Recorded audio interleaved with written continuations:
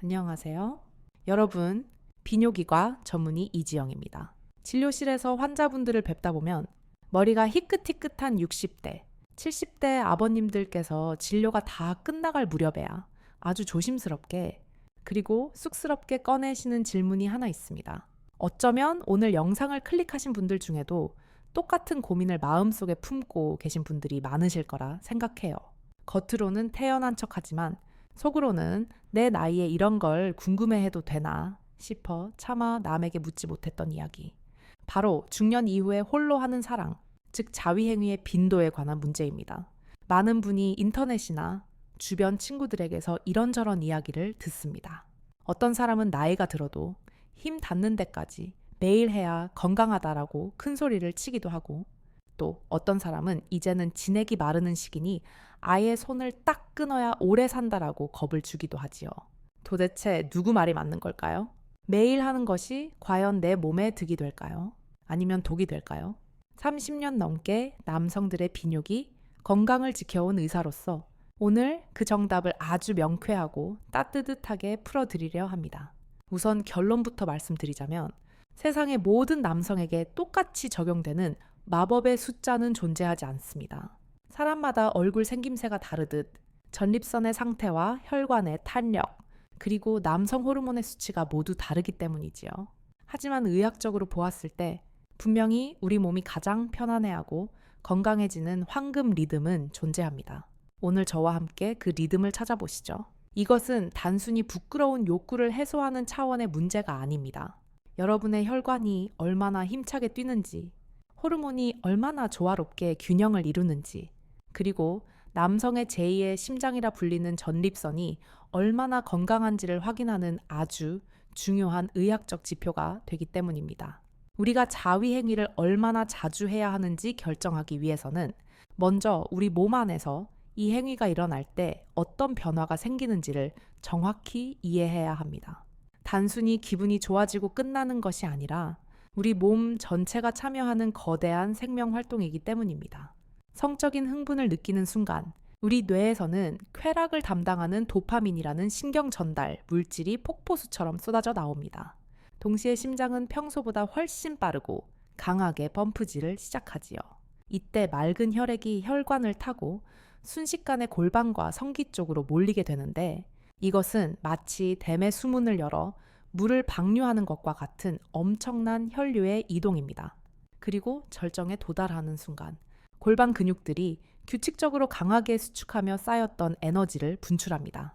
이 과정이 끝나고 나면 우리 뇌에는 옥시토신과 프로락틴 같은 호르몬을 분비하여 몸을 이완시키고 깊은 휴식으로 유도합니다. 즉, 한 번의 사정은 신경계, 혈관계, 근육계가 모두 동원되는 전신 운동이자 고강도의 에너지 소모 과정인 셈입니다. 젊은 시절, 그러니까 20대나 30대 때는 이 과정이 아무리 격렬해도 돌아서면 금방 회복이 되었습니다. 마치 새 배터리를 낀 장난감처럼 에너지를 쏟아붓고 나서도 한숨 자고 나면 금방 다시 충전이 되었지요. 혈관은 고무줄처럼 탄력이 넘쳐서 금세 원래대로 돌아오고 소모된 신경 전달 물질도 빠르게 다시 채워졌습니다. 그래서 그때는 매일 혹은 하루에 두세 번을 해도 다음 날 아침에 거뜬히 일어날 수 있었던 것입니다. 하지만 60세가 넘어서면 우리 몸의 회복 시스템은 자연스럽게 속도를 늦추게 됩니다. 이것은 슬픈 일이 아니라 아주 자연스러운 노화의 과정입니다. 혈관은 예전보다 조금 더 단단해졌고 신경계가 흥분 상태에서 평온한 상태로 돌아오는 데 걸리는 시간도 길어집니다. 의학적으로 이것을 불응기라고 하는데, 한번 사정을 하고 나서 다음 발기가 가능할 때까지 걸리는 회복 시간을 말합니다. 젊었을 때는 이 시간이 몇 분에 불과했지만 중년 이후에는 몇 시간 혹은 며칠이 걸리기도 합니다. 이것은 우리 몸이 주인님, 방금 큰 에너지를 썼으니 다시 에너지를 모을 때까지 조금만 기다려주세요라고 보내는 신호와 같습니다. 그런데 이 신호를 무시하고 마음만 앞서서 무리하게 횟수를 늘리려다 보면 문제가 생기기 시작합니다.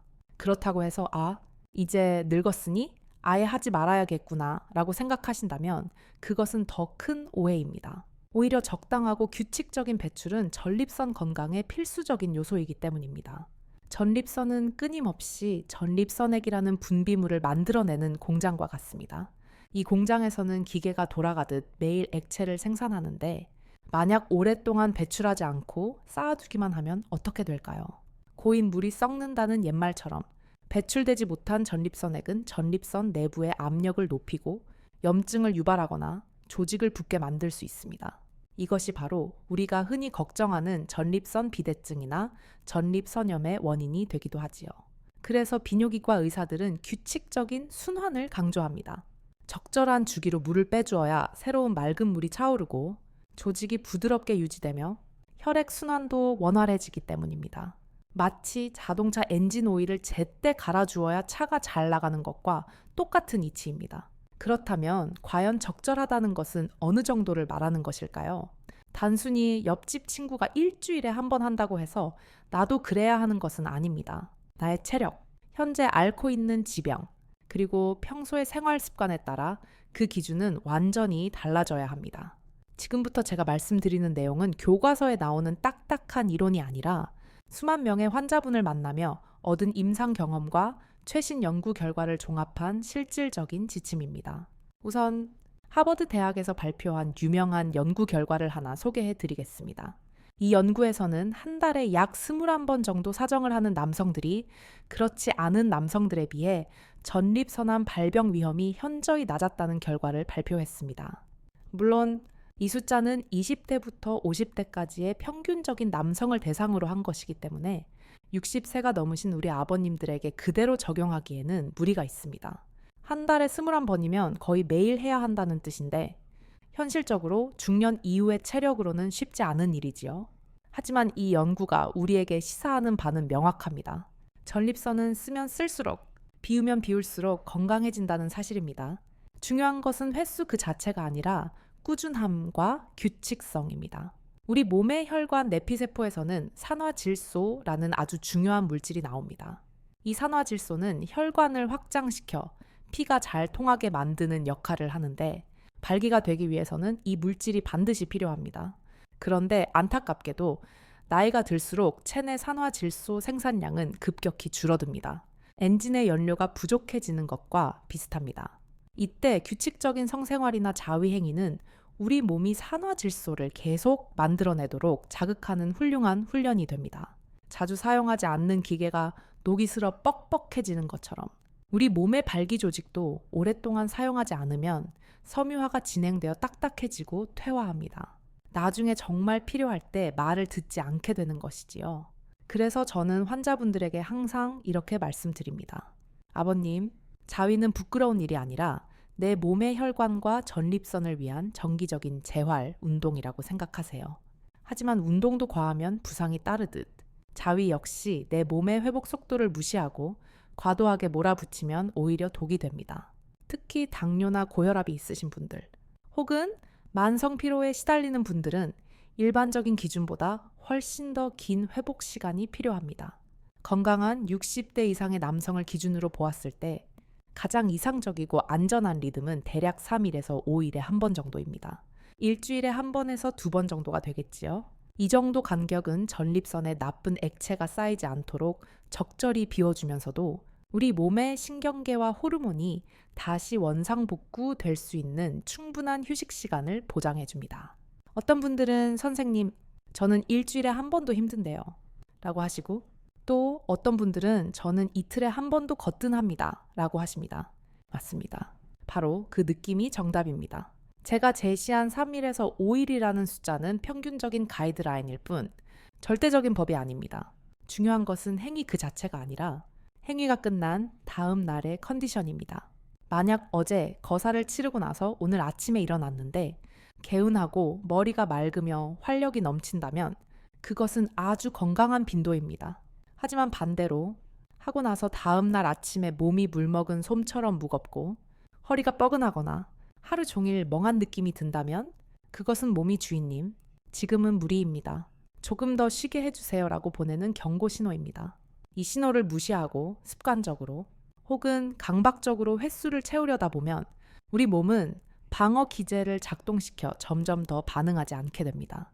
이것을 의학적으로는 감각의 둔화라고 부르는데 예전과 똑같은 자극으로는 아무런 느낌이 오지 않는 상태가 되는 것이지요. 특히 전립선 쪽에서 불쾌한 잔뇨감이 느껴지거나 회음부, 즉 고환과 항문 사이가 묵직하고 뻐근하다면 이는 전립선이 과로하고 있다는 아주 명백한 증거입니다. 반대로 너무 오랫동안 참았을 때 나타나는 신호도 있습니다. 만약 2주 이상 아무런 배출이 없었는데 아랫배가 묵직하거나 소변 줄기가 약해지거나 이유 없이 짜증이 나고 예민해진다면 이것은 몸속의 에너지가 너무 쌓여서 순환이 막혀 있다는 뜻일 수 있습니다. 결국 60세 이후의 건강한 성생활이란 체음과 비움 사이의 균형을 찾는 지혜입니다. 젊은 날처럼 불타오르는 욕망에 이끌려 가는 것이 아니라 내 몸의 상태를 세심하게 살피며 다독여 가는 과정인 것입니다. 여러분, 우리 몸은 거짓말을 하지 않습니다. 단지 우리가 그 작은 목소리에 귀를 기울이지 않을 뿐이지요. 오늘 제 이야기를 들으시면서 내가 그동안 내 몸을 너무 몰라주었구나 하는 생각이 드셨다면 이제부터라도 그 목소리를 들어주시면 됩니다.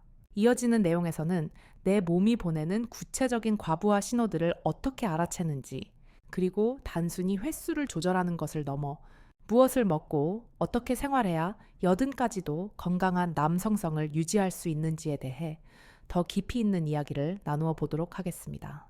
그렇다면 이제 가장 중요한 질문이 남습니다. 내 몸이 지금 무리하고 있다는 신호를 보내고 있는지, 아니면 너무 쉬어서 녹이 슬고 있다는 신호를 보내고 있는지 어떻게 구별할 수 있을까요? 자동차 계기판에 경고등이 들어오듯 우리 몸도 아주 명확한 신호를 보냅니다. 다만 우리가 바쁘다는 핑계로 혹은 무심해서 그 신호를 놓치고 있을 뿐이지요. 지금부터 제가 말씀드리는 증상들이 내게 나타나고 있지는 않은지 하나씩 점검해 보시기 바랍니다. 첫 번째로 주의 깊게 보셔야 할 위험 신호는 바로 발기력의 저하입니다.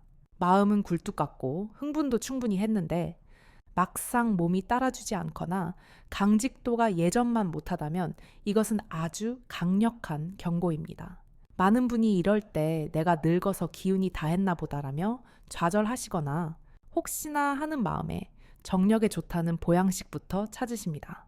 하지만 이것은 정력이 부족해서가 아니라 혈관 시스템이 과부하에 걸렸다는 뜻일 가능성이 큽니다.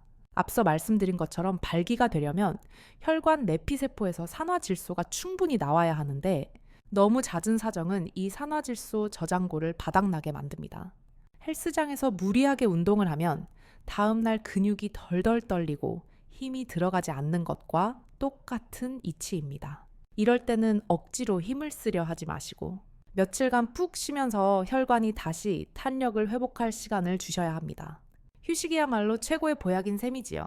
두 번째 신호는 신경계의 피로입니다. 관계를 갖거나 자위를 한 다음 날 유독 머리가 멍하고 안개가 낀 것처럼 집중이 안 되는 경험을 해보신 적이 있으신가요?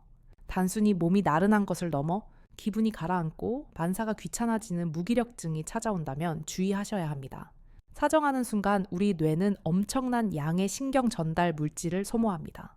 젊을 때는 이 물질들이 하룻밤 자고 나면 금방 다시 채워졌지만 나이가 들면 재충전 속도가 현저히 느려집니다. 탱크에 기름이 없는 상태에서 억지로 시동을 걸면 엔진에 무리가 가듯 신경 전달 물질이 고갈된 상태에서 또다시 쾌락을 추구하면 우리 뇌는 만성적인 피로 상태에 빠지게 됩니다. 이것이 반복되면 단순한 피로를 넘어 우울감이나 불안증으로 이어질 수도 있습니다. 세 번째는 감각의 둔화입니다. 예전에는 작은 자극에도 쉽게 흥분하고 만족감을 느꼈는데 언젠가부터 더 강한 자극, 더 센 영상을 찾아야만 반응이 온다면 이것은 아주 위험한 신호입니다. 우리의 뇌는 쾌락에 익숙해지면 스스로를 보호하기 위해 도파민 수용체의 숫자를 줄여버립니다. 쉽게 말해 뇌가 쾌락에 무뎌지게 만드는 것입니다. 이를 내성이라고 부르는데 이렇게 되면 같은 만족을 얻기 위해 점점 더 과격하고 자극적인 행위를 찾게 되는 악순환에 빠집니다. 이럴 때는 과감하게 일주일에서 2주일 정도 성적 휴식기를 가지시는 것이 좋습니다. 자극을 완전히 끊고 뇌를 쉬게 해주면 무뎌졌던 감각세포들이 다시 살아나고 적은 자극으로도 충분한 기쁨을 느낄 수 있는 상태로 돌아옵니다. 마지막으로 통증입니다. 아랫배나 회음부, 즉 고환과 항문 사이에 묵직한 통증이나 뻐근함이 느껴진다면 이것은 전립선이 주인님, 저 너무 힘들어요라고 비명을 지르는 것입니다. 전립선은 정객의 일부를 만드는 분비선인데 너무 자주 쥐었자 내면 조직이 붙고 충혈됩니다. 이것이 심해지면 소변을 볼 때 따끔거리거나 잔뇨감이 심해지는 전립선염 증상으로 발전할 수 있습니다. 이때는 무조건 쉬셔야 합니다. 야, 여기까지가 너무 많이 해서 생기는 문제들이었다면 이제 반대로 너무 안 해서 생기는 문제들에 대해서도 짚어보아야 합니다. 많은 아버님께서 나는 이제 늙었으니 아예 벽을 쌓고 살겠다라고 하시는데 의학적으로 볼 때 이것은 권장할 만한 방법이 아닙니다. 우리 몸의 기관은 사용하지 않으면 퇴화한다는 대원칙을 따릅니다. 특히 남성의 음경은 음경해면체라고 하는 특수한 스펀지 조직으로 이루어져 있는데 이 조직은 산소가 풍부한 혈액이 주기적으로 꽉 채워졌다가 빠져나가는 과정을 통해 건강을 유지합니다. 만약 오랫동안 발기가 일어나지 않으면 어떻게 될까요? 해면체 조직에 신선한 산소 공급이 줄어들면서 조직이 점점 위축되고 그 자리에 콜라겐 같은 질긴 섬유 조직이 들어차게 됩니다. 이것을 섬유화라고 합니다. 쉽게 비유하자면 오랫동안 쓰지 않은 고무호스가 딱딱하게 굳어서 갈라지는 것과 비슷합니다. 한번 섬유화가 진행되어 굳어버린 조직은 나중에 아무리 좋은 약을 써도 다시 부풀어 오르기가 매우 어렵습니다. 그래서 비뇨기과 의사들이 야간 발기나 아침 발기가 중요하다고 강조하는 것입니다. 우리가 잠든 사이에 뇌는 스스로 서너 번씩 발기를 시켜서 성기에 산소를 공급하고 조직이 굳지 않도록 스트레칭을 시켜줍니다. 그런데 나이가 들면 이 자연적인 야간 발기 횟수조차 줄어듭니다. 그렇기 때문에 의식적으로라도 주기적인 자위행위나 성생활을 통해 혈류를 공급해 주는 것이 음경 조직의 노화를 막는 가장 확실한 예방책이 되는 것입니다. 또한 전립선 건강 측면에서도 적절한 배출은 필수적입니다. 전립선에게는 아연이나 구연산 같은 성분들이 들어있어 세균을 막아주는 역할을 하는데 이 액체가 너무 오래 고여 있으면 농축되면서 결석, 즉 돌이 생길 확률이 높아집니다. 실제로 전립선 결석이 있는 환자분들 중에는 오랫동안 금욕 생활을 하신 분들이 꽤 많습니다. 흐르는 물에는 이끼가 끼지 않지만 고인 물은 썩고 찌꺼기가 가라앉는 법이지요. 그렇다면 과연 나에게 딱 맞는 최적의 빈도는 어떻게 찾을 수 있을까요? 남들이 정해준 숫자에 나를 끼워 맞추려 하지 마시고 오늘부터 내 몸을 대상으로 작은 실험을 시작해 보십시오. 우선 세밀에서 5일 강역을 기본으로 시작해 봅니다. 월요일에 한 번 했다면 목요일이나 금요일쯤 다시 시도해보는 시기지요. 그리고 그 다음날 아침 내 몸의 상태를 꼼꼼하게 기록해봅니다. 아침에 일어났을 때 개운한가? 아니면 피곤한가? 하루 종일 업무를 보거나 운동을 할 때 에너지가 충분한가? 기분이 즐거운가? 아니면 짜증이 나는가? 이 질문들에 대해 긍정적인 답이 나온다면 그 주기가 여러분에게 맞는 리듬입니다. 만약 3일 간격으로 해봤는데 너무 피곤하고 허리가 아프다면 강역을 5일이나 일주일로 늘려보세요. 반대로 일주일에 한 번만 했는데 몸이 무겁고 뭔가 꽉 막힌 느낌이 든다면 강역을 조금 줄여서 3일이나 4일에 한 번으로 조정해 보는 것입니다. 이것은 마치 내게 딱 맞는 운동 강도를 찾는 과정과 같습니다. 처음 헬스장에 가면 가벼운 무게부터 들어보고 점차 내게 맞는 무게를 찾듯이 성생활의 빈도 역시 내 몸의 반응을 살피며 조절해 나가는 맞춤형 처방이 필요합니다. 여기서 한 가지 더 팁을 드리자면 아침 발기 여부를 체크하는 것이 아주 좋은 지표가 됩니다. 건강한 남성이라면 수면 중에 자연스럽게 발기가 일어나고 잠에서 깰 때쯤 그 상태가 유지되는 경우가 많습니다. 만약 자위를 한 다음 날 아침에도 여전히 텐트가 쳐진다면 그것은 여러분의 신경계와 혈관이 아주 건강하며 회복력이 좋다는 증거입니다. 안심하고 현재의 리듬을 유지하셔도 좋습니다. 하지만 거사를 치른 후 며칠이 지나도 아침에 반응이 없다면 그것은 아직 회복이 덜 되었다는 뜻이니 조금 더 기다려주시는 것이 현명합니다. 몸이 준비될 때까지 기다려주는 인내심. 그것이 바로 중년의 성 건강을 지키는 핵심입니다. 이제 우리는 얼마나 자주 해야 하는지에 대한 기준을 잡았습니다. 하지만 빈도보다 더 중요한 것이 있습니다. 바로 어떻게 하느냐 하는 것입니다. 같은 횟수를 하더라도 우리 몸을 망치는 나쁜 습관이 있고 반대로 우리 몸을 보약처럼 살리는 좋은 습관이 있습니다. 단순히 배출하는 행위를 넘어서 이것을 통해 활력을 되찾고 노화를 늦추는 구체적인 방법들이 존재합니다. 많은 분이 이 부분을 간과하고 그저 습관적으로 혹은 쫓기듯이 해결해버리곤 합니다. 하지만 60대 이후의 자위는 젊은 시절과는 접근 방식이 완전히 달라야 합니다. 준비 과정부터 마무리까지, 그리고 평소에 무엇을 먹고 어떤 운동을 곁들여야 이 행위가 단순한 소모가 아닌 생산적인 에너지 순환이 될 수 있는지에 대해 아셔야 합니다. 특히 수분 섭취와 수면, 그리고 하체 근육의 역할은 여러분이 생각하는 것보다 훨씬 더 결정적인 영향을 미칩니다. 다음 부분에서는 이 모든 요소를 종합하여 여러분의 성생활을 한 단계 더 건강하고 품격 있게 만들어줄 실천적인 생활 수칙들에 대해 자세히 알려드리겠습니다. 단순히 오래 사는 것이 아니라 남성으로서의 자존감을 지키며 활기차게 사는 법, 그 비결이 바로 일상 속 작은 습관들에 숨어 있습니다. 지금부터는 여러분의 성적 활력을 극대화하기 위해 자위행위 전후로 반드시 지켜야 할 생활 수칙들에 대해 구체적으로 말씀드리겠습니다. 이 습관들이 뒷받침되지 않으면 아무리 좋은 주기를 찾아도 그 효과는 반감될 수밖에 없습니다. 첫 번째 열쇠는 바로 수분 섭취입니다. 많은 아버님께서 성기능과 물 마시는 게 무슨 상관이 있느냐라고 반문하십니다. 하지만 의학적으로 볼 때 이 둘은 떼려야 뗄 수 없는 관계입니다. 발기라는 현상은 기본적으로 수압작용입니다. 심장이 펌프질을 해서 혈액을 성기로 보내고 그 혈액이 꽉 차서 압력이 높아지는 것이 바로 발기입니다. 그런데 몸속에 수분이 부족하면 어떻게 될까요? 혈액의 양 자체가 줄어들고 혈액이 끈적끈적해집니다. 끈적한 피는 좁은 혈관을 통과하기 어렵고 성기 끝까지 힘차게 도달하지 못합니다. 심지어 아주 경미한 탈수 상태만 되어도 우리 몸은 생존을 위해 중요하지 않은 부위의 혈류부터 차단하는데 안타깝게도 성기가 그 첫 번째 대상이 됩니다. 따라서 평소에 물을 자주 드시는 것은 기본이고 특히 자위행위를 하기 전후에는 반드시 미지근한 물 한 잔을 드시는 습관을 들이셔야 합니다. 이것은 엔진의 냉각수와 오일을 보충하는 것과 같습니다. 두 번째는 하체 근육의 움직임입니다. 헬스장에서 무거운 역기를 들라는 뜻이 아닙니다. 가벼운 걷기나 등산, 혹은 집에서 하는 스쿼트 동작만으로도 충분합니다. 우리 몸의 허벅지와 종아리 근육은 제2의 심장이라고 불립니다. 하체 근육이 움직일 때마다 혈관 내피세포는 자극을 받아 앞서 말씀드린 산화질소를 펑펑 쏟아냅니다. 산화질소는 혈관을 넓혀주는 천연 확장제입니다.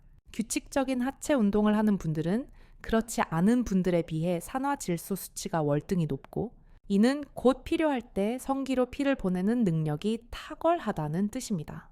특히 케글 운동이라고 불리는 골반적은 강화 운동은 강력히 추천해 드립니다.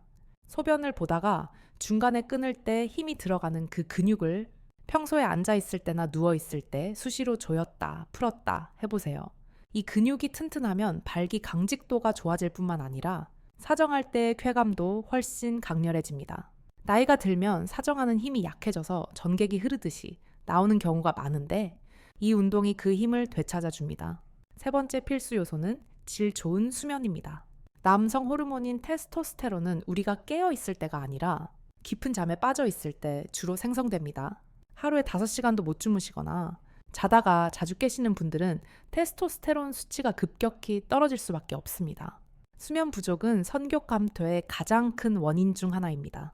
특히 밤 10시에서 새벽 2시 사이에는 성장 호르몬과 각종 재생 호르몬이 쏟아져 나오는 시간입니다. 이 시간에 푹 주무시는 것만으로도 여러분은 비싼 보약 한 제를 드시는 것 이상의 효과를 보실 수 있습니다. 마지막으로 식탁의 변화입니다. 우리가 먹는 음식이 곧 우리의 피와 살 그리고 호르몬이 됩니다. 혈관과 신경 시스템을 젊게 유지하기 위해 꼭 챙겨 드셔야 할 음식들이 있습니다. 가장 먼저 시금치와 같은 녹색 채소입니다. 여기에는 질산염이 풍부한데 이 성분이 몸속에 들어가면 산화질소로 바뀝니다. 천연 비아그라라고 불릴 정도로 혈관 건강에 좋습니다. 비트나 마늘, 양파도 훌륭합니다. 이들은 혈액 순환을 돕고 피를 맑게 합니다. 등푸른 생선에 들어있는 오메가3 지방산은 혈관의 염증을 줄이고 혈류를 개선하는 데 탁월한 효과가 있습니다. 그리고 베리류 과일이나 토마토에 들어있는 항산화 물질은 나이가 들면서 녹쓰는 혈관과 신경세포를 보호해줍니다. 이런 음식들을 꾸준히 섭취하는 것은 장기적으로 성기능을 유지하는 가장 든든한 보험이 됩니다. 이제 정리를 해보겠습니다. 60세 이후의 자위는 단순한 배설 행위가 아닙니다. 그것은 내 몸의 생명력을 확인하고 전립선과 혈관 건강을 관리하는 아주 중요한 의학적 루틴입니다. 가장 안전하고 이상적인 빈도는 대략 3일에서 5일에 한 번, 즉 일주일에 한두 번 정도입니다.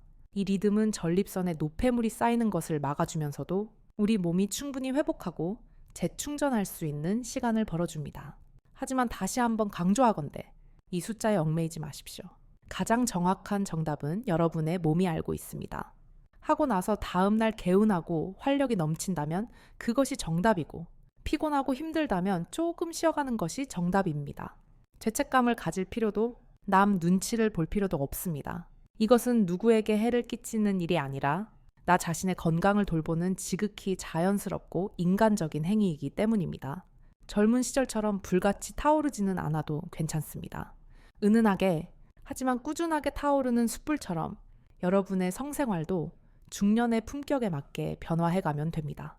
무리하지 않고 내 몸의 목소리에 귀 기울이며 물을 잘 마시고 잘 자고 좋은 음식을 챙겨 먹는 노력, 이 모든 것이 어우러질 때 여러분은 단순히 기능이 좋은 남성을 넘어 전체적인 활력이 넘치는 건강한 노후를 맞이하실 수 있을 것입니다. 나이가 든다는 것은 쇠퇴하는 것이 아니라 내 몸을 다루는 요령이 더 노련해진다는 뜻입니다. 오늘 제가 드린 말씀들이 여러분의 남은 인생을 더 자신감 있고 행복하게 만드는 데 작은 보탬이 되기를 진심으로 바랍니다. 여러분의 몸은 여전히 아름답고 충분히 사랑받을 자격이 있습니다. 그 소중한 몸을 아끼고 보살피며 매일매일 더 건강하고 활기찬 하루를 보내시길 응원하겠습니다. 감사합니다. 비뇨기과 전문의 이지영이었습니다.